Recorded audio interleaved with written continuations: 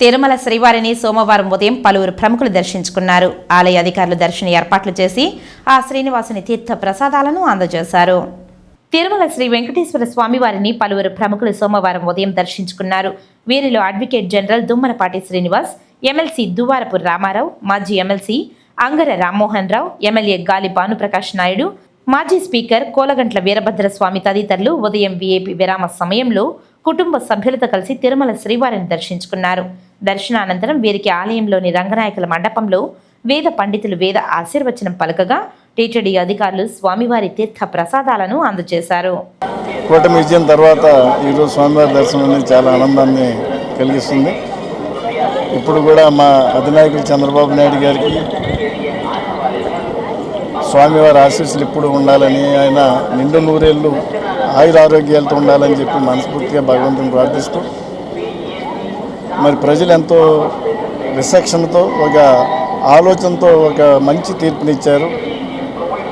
ఈరోజు రాష్ట్ర వ్యాప్తంగా జరుగుతున్న పెన్షన్ కార్యక్రమం పండగ కార్యక్రమంలో జరుగుతుంది.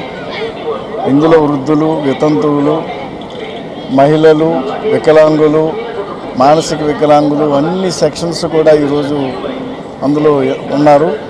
వారందరికీ కూడా ఈరోజు ఎంతో మేలు జరుగుతుంది.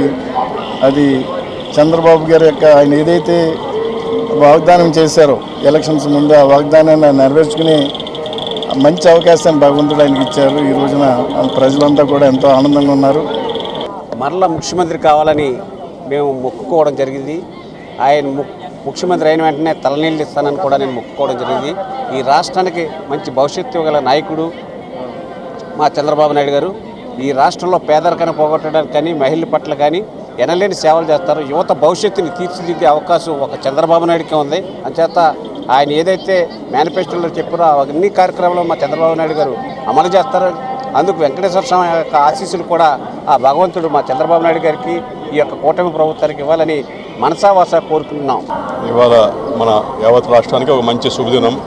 ఎప్పుడు చూడని విధంగా అవాతాతలకు కానీ, వితంతులకు కానీ, వికలాంగులకు కానీ ఎన్నడలేని విధంగా మన ప్రభుత్వం ఇవాళ వాళ్ళ పట్ల ఒక ఆసరాగా, ఒక భరోసాగా వాళ్ళకి మేము ఉన్నామని చెప్పే ఉద్దేశంతో ఇవాళ 4,000 మొత్తం 7,000 అంటే ప్రతి నెల 4,000, గత 3 నెలలు కలిపి 7,000 రూపాయలు నాకు తెలిసే భారతదేశ చరిత్రలో ఎప్పుడూ లేని విధంగా చేశారు.